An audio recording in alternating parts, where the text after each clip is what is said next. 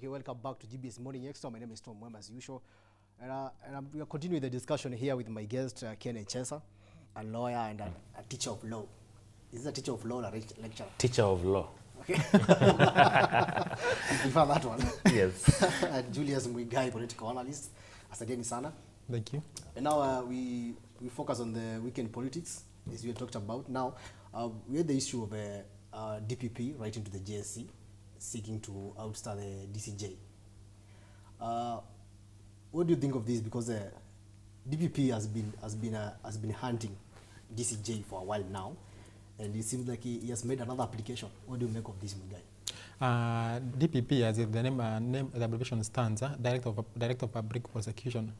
It's his work to go for those people who are either using public property illegally, or they are not working according to the ethics and codes of the office.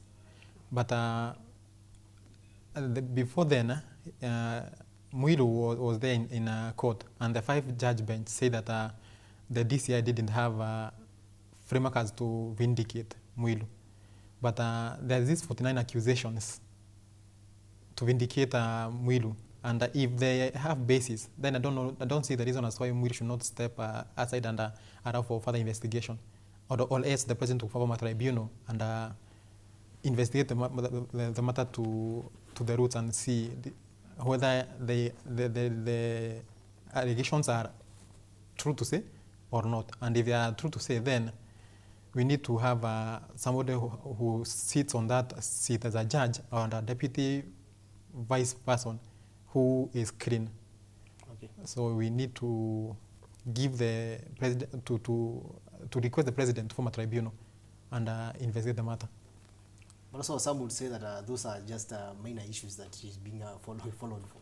They can be minor issues, but when you talk about millions and millions of money, nothing is minor when it comes to matters concerning money and the bank. Okay. So they need to come clean and talk these issues out. Because I don't think all the 49 accusations DPP is saying are just but a shade of grey. Okay. Wakili? My take from where I stand is this. Muilu is a victim of ethnic vilification, a victim of state hatred, and a victim of state vilification. Why am I saying so?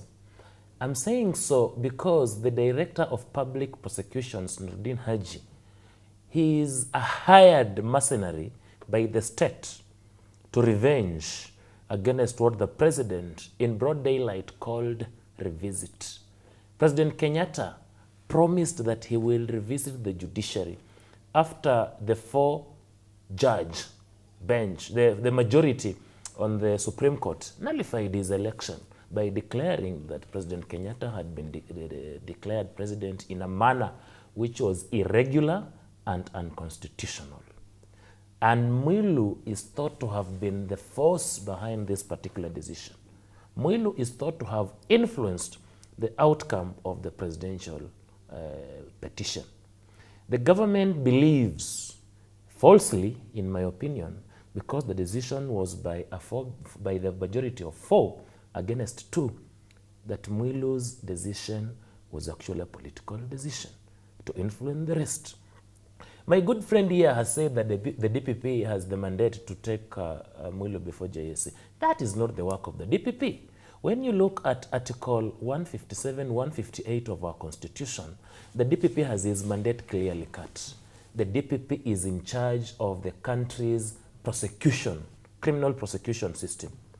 He cannot be reduced to a busybody to flout what I will term as rumors before an independent commission to vilify a deputy chief justice. If Haji had evidence he alleges to have, he would have put up a good case in court, which he never did. We have more tainted judges on the Supreme Court. Njoki Ndung'u, for example, has been facing a number of tribulations here and there, including staging a strike on the Supreme Court. The DPP has not been in a hurry to prosecute Njoki Ndung'u. And therefore, Muilu's tribulations are related to Maraga's succession. Okay. In my opinion, an ethnic community is more interested in the seat of the Chief Justice to the extent that if they were to leave Mwilu, then she appears to be a front runner. And this is why all these things are coming up. I want to give you 2 examples. Mwilu is being accused of taking a loan without an interest from bank.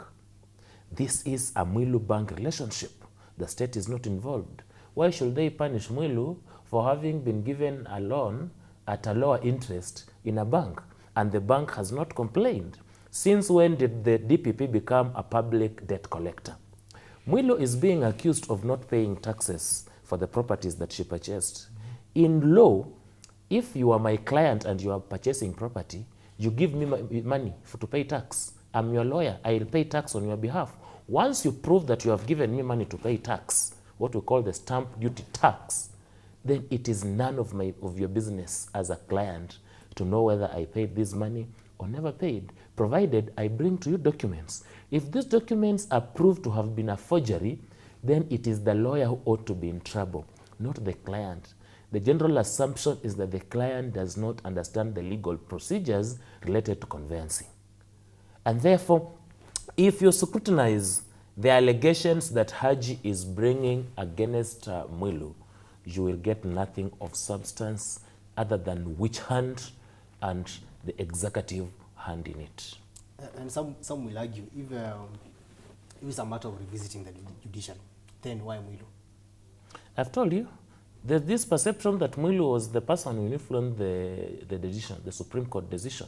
So and judiciary has been revisited. The Deputy DCJ is more influential than the CJ. That is the perception that the Jubilee government has believed and has held. But the presidency has revisited the judiciary in several ways. Remember, they first began by reducing the judiciary budget, almost crippling the judiciary functions. Then they began by also harassing other judges, not Mwilu alone. People like Chacha Mwita are being harassed and being linked to non-existent crimes like helping their cashers when there is no evidence. So the judiciary is under attack from the executive. Professor Tom Muema, who is known to be objective and liberal, has been thrown out of JSC, partly through state machinations, and Amashari and Jeru brought in. So the executive is actually revisiting the judiciary. It's only that Mwilu is at that higher position, and it is clear to everyone to know that Mwilu is a target. Otherwise, other small people have been revisited. Esther Nyaiyaki, the registrar of the Supreme Court, is now being accused of having falsified the report that was relied on in nullifying Kenyatta's election. And she's now being exposed to EACC for investigation. This is partly because of revisiting. And the Chief Justice has come out clearly and told EACC and DPP that to investigate Esther, you need a court order. In this country, we have what we call the separation of powers. The DPP is not above the law. We have the manner in which a judge must be disciplined if there are rumors to suspect that this judge has committed a crime. I support what DPP has done to bring this particular petition to JSC. That is what the DPP ought to have done the very moment he discovered he had an issue with Mwilu. But he went to court hoping that Mwilu will be forced to step aside. That is not how our law works. Our law creates presumption of innocence, and Mwilu is innocent until a court of law proves the contrary. Okay, what do you make of that? Do you think it's also a matter of revisiting as Wakili sees it? I don't think so. Because when you've asked Wakili the same question, if it's a matter of revisiting, why then come to the second person in power in terms of in judiciary? Why not go to a case of Maraga? Again, the Deputy Chief Justice, this one as to why I find this thing having this one as to why it should be taken to court and being investigated to the letter is because this I agree. If it's a matter of not paying taxes, that means that everybody can go and agree with the place where he's buying the farm or anything and fail to pay the taxes. So it's not a matter of going to buy it and then agreeing with somebody either to pay taxes or to provide the papers. So you don't see any witch hunt there? I don't see. Let the thing being investigated. If she's clean, then very good. Let me ask my good friend Muigai. If these crimes are said to have been committed in 2013, why wait until 2017 after a court decision Maybe they have just to discovered. revisit? They have discovered when government has a monopoly of all instruments of investigation. And Nodi Haji was not appointed 2013. He was appointed 2016. Was that position vacant? So that means Nodi Haji is doing extra job. So Muilu is the only bad element of the Supreme Court. He's going for one by one. Okay. It's unfortunate Muilu But by is the the way, first person. let me also tell Kenyans what they may not understand on the politics on JSC. And you may be surprised to know that one ethnic community in this country has 5 positions on Judicial Service Commission out of 11 positions, just in a desire to control JSC. And the presidency and Jubilee administration has captured all state organs so far, other than the judiciary. Today, parliament is not parliament. Parliament is just one of the bedrooms in Jubilee administration. Executive is part of it, but they have failed to actually get the judiciary. And they are using all means, including intimidation. 5 out of 11 are from one ethnic community. And no mention of the tribe or anything.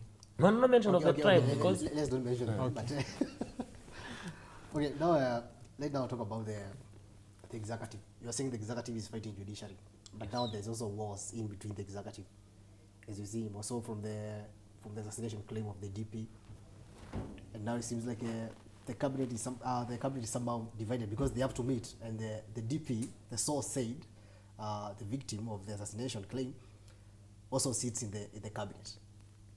And now, I'm imagining a scenario. How is the cabinet going to meet? Yet part of the cabinet is accused by one of the members, like as the ones plotting to eliminate him. What do you make of that, Muigai? I say that was one of the campaign tool to sell somebody to become more famous and popular. But again, the thing to do with assassination claim, it dates back even the time of Raila Odinga. So I don't see any big issue there. They will meet. They will even shake hands and laugh. And if something which was piloted by somebody, then it will just not be of any issue during the meeting. You think that? I think so. Will you see it in the same meeting with someone who will claim is plotting to kill you and then be comfortable? Okay, they'll be having some some love will be lost between those people who claim that they want to kill the other now guy. the problem is only a section of the cabinet from a certain ethnic group. Don't you think that's also raises eyebrows? It raises, yes, but you remember even during the 2017 elections, the case Munya was not of the side of William Ruto. So I don't think that this thing will bring anything in the cabinet meetings or such to say those things. Okay. They will sit there no more way they normally sit. Munya will sit at his seat. Ruto will sit besides Kenyatta, and everything will go on well. Okay. Not that they had 100% that closeness. I don't think so. Okay, Wakili, do you think that's what Muigai is talking about is really possible? what Muigai is talking about is far-fetched, is imaginary. It's not possible, it cannot work. First, I want to make a general comment that in this country, we don't take assassination claims lightly. Remember when J.M. Kariuki disappeared on or about 1st of March 1975, the executive arm of government led by Mzee Kenyatta at that time misled President Moi into reporting to Parliament that J.M. was in Zambia when J.M.'s decomposing body was in Ngong Forest. Therefore, any talk of assassination, William Ruto is not an ordinary man like me and you. When he claims that he is about to be assassinated, he is endangering the institution and the office of the deputy president. And if this particular claim is based on falsehood and political strategies, then it is shallow, it is hollow, it is diversionary, to say the least. It is going to create bad blood and has, it can even incite ethnic animosity and war in this country. Because why should you group 3 cabinet secretaries from a certain ethnic community and claim that they want to assassinate you. Therefore, in cabinet already we have tension. And if President Kenyatta were a conscientious man, which I believe he is, the best is to dissolve cabinet and appoint a new cabinet that can read from the same script. What William Ruto is telling us is that, look, these 3 are my enemies. Even if we were to sit on the same table, they are capable of poisoning me. Because assassination does not necessarily mean dying by the bullet.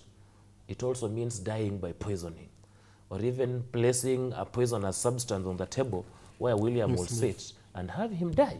And therefore, these 3, William Ruto is saying, these 3 and my life are incompatible. If all is well, we'll not even meet under one roof. And therefore, I disagree with Muigai, and I agree with those Kenyans who believe that this particular talk of assassination has divided the cabinet right in between the middle, and a cabinet cannot meet without tension, without emotions running high, without people suspecting each other. Cabinet cannot be functional if one section of cabinet is thought to be plotting to kill a deputy president of a republic. Okay, and since we don't believe that the assassination claim will change anything, so those who are calling for president to maybe reshuffle the cabinet should also come down and maybe believe that the cabinet is going to work as usual. When you talk about reshuffling, this thing again will bring again division and rift in the Jubilee ruling party, because when you talk when you do a reshuffle, then that means that you either do away with those people who either support Ruto, because there are those people, and they can be seen. There are those people who are in the cabinet, they want this thing to be investigated. And there are those people even in the parliament, they want this thing to be investigated. And they are telling President Kenyatta to form a certain group to discuss this issue. Okay. And if the letter was just but a fake letter sent, then I don't see the reason as to why we should be worried. You know, we are worried because the claim comes from the highest second in command. Of course. So you should also be worried, because even if it were me, you should be worried. Then we should wait for him to come to the limelight and talk about it. Who? William Ruto. He has come. William Ruto called the DCI. But he hasn't discussed it in the public. He doesn't have to. Once you make a complaint to the DCI, it becomes a public complaint. And he seems to be a nice person even in the public. He's saying that we pray for the country, we know there can be some divisions in the executive, but we need to pray for it, and so that will be... So you believe all is well? All will be well. Will be or is well? Okay, it is not well per se, but all will be well. It shall not be well. Because I followed John Waluke yesterday, and he was saying that this thing about deputy president should be investigated. And this guy is a big man in Syria. He's a vice chair or chair. It is also suspected that maybe Ruto's allies are drafting the letter. Let me tell you, no one can trust John Waluke. He comes from where I come from. So even discussing to give him another limelight. that letter, what is coming out from sources known to the public, is that it was choreographed by allies of the deputy president to seek some political sympathy. And they are doing it through the wrong means and forums. You don't endanger the life of a deputy president just because of political expediency. What will happen is this, my friends, is that someone can easily take advantage. William Ruto has enemies beyond political circles, and so are many of us. Someone may take advantage of this talk and do something bad to the deputy president, which shall be regrettable. It's therefore not advisable that people can make a joke out of anyone's life, and more so the life of a deputy president. Let the DCI do investigations. If it is discovered that this letter originated from a particular source, let those people be prosecuted. Okay, let's now talk about the ODM party. They met on Saturday in Nakuru, and they unleashed their plans to revive the party, part of it being to conduct fair nominations from the ground, delegates, and it seems like they are moving away from their way of doing things, that is, and picking candidates, and now they want to be more democratic. And also, they also replaced the the chairman, that is the Turkana governor, just in Nanok, with an MP Olaima. Is it Olaima? Romerukai. Romerukai, yeah. Also replaced him. Do you think this martial plan might maybe revive the ODM party, which has been seen as a one-man show party? ODM is a big party in Kenya. It is, in fact, it's one of the largest party in Kenya. But the issue always comes during the nominations and election of the officials of the party. Because it's always said that the secretariat and the national executive board of the ODM, they always have their people on board. So when it's just like a formality. You go to an election, but you know the person who will be sitting on that seat at the end. So some people in ODM want, in the committee that will be formed, to Judith Pareno to be out of that team, or Doro Gwenyi, because he's one of the secretariat, to be out of the team, and they can leave John Okello. But for ODM to be strong again, of which I know it will be strong, they need now to have clean nominations and have clean elections. Okay. Not to have these black men, because they always choreograph things.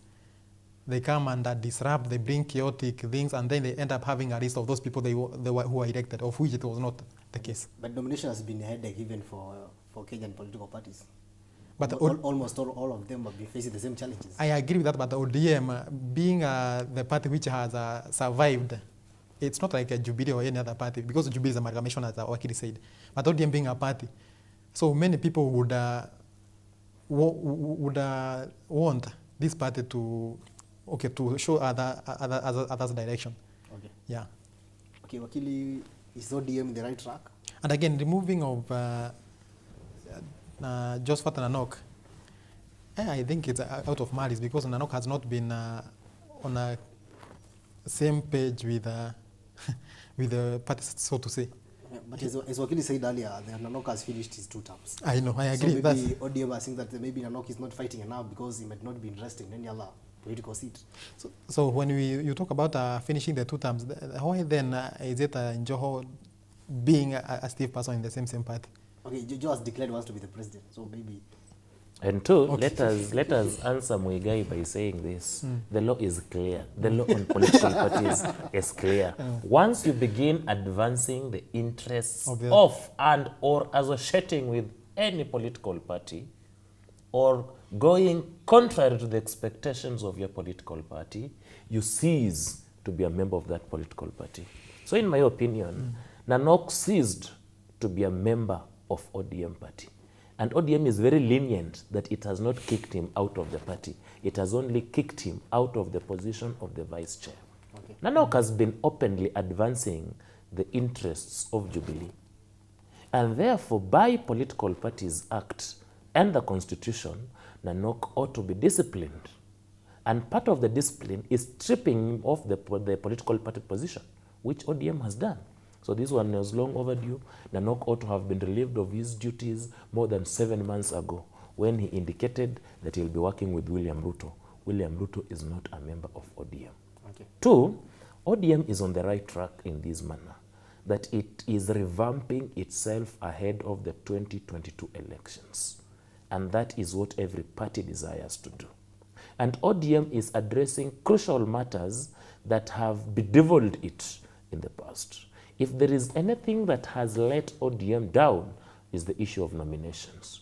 The issue of party officials selling nominations to unpopular candidates.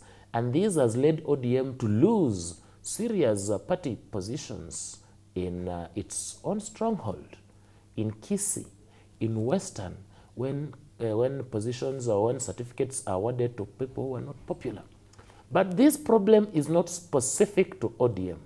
It is specific to political parties in Kenya. Political parties in Kenya, by their own design, are corrupt, unreliable, and cannot be trusted to run a free and fair nomination process. Okay. Yes. So you still think the nomination should not be that fair? The nominations can never be fair unless it is conducted by IEBC. Maybe they will entrust IEBC to do the nominations. The IEBC has always shied off because of the party interests. Okay. Parties are vested interests. Okay. Even here in Thika, You know, the Jubilee lost, and who knew that Jubilee could lose in Thika town? Just because they insisted that a particular candidate becomes the party's candidate. In Luo Nyanza, Kisumu Town West, where our good friend Olago Olwoch comes from. Olago Olwoch is on Ford, Kenya, yet that is an ODM stronghold. So they have a reason to worry. They have a reason to worry.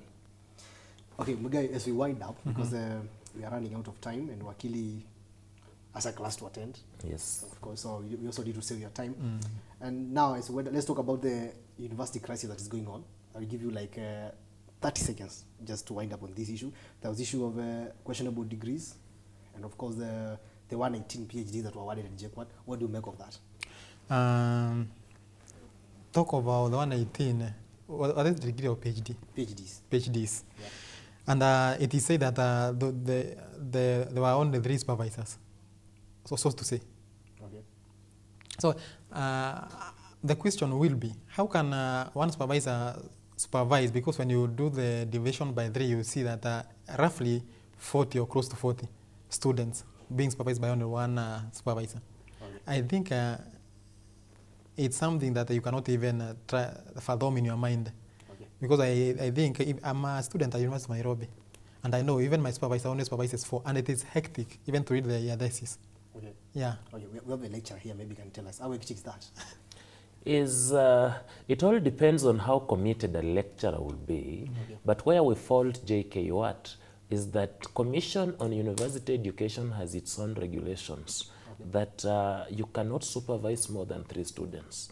And if you supervise more than 3 students, the assumption is you are not giving them service for their intellectual thirst. Okay. Yeah. Okay. Thank you so much, gentlemen. Thank you so much, Kennedy Echesa, lawyer and teacher of law. And Julius Muigai, political analyst. Asante sana kwa kuja. It has been awesome having you guys. Thank you. Thank also, you. Thank you so much for keeping it GBS and GBS Morning Extra. I want to read one comment because of time. I have Joel watching from Lolongo. Helen, thank you so much for keeping it GBS. And now we need to take a quick commercial break. We'll be back with sports news, that's Sports Extra with my friend Kevin Nyariki.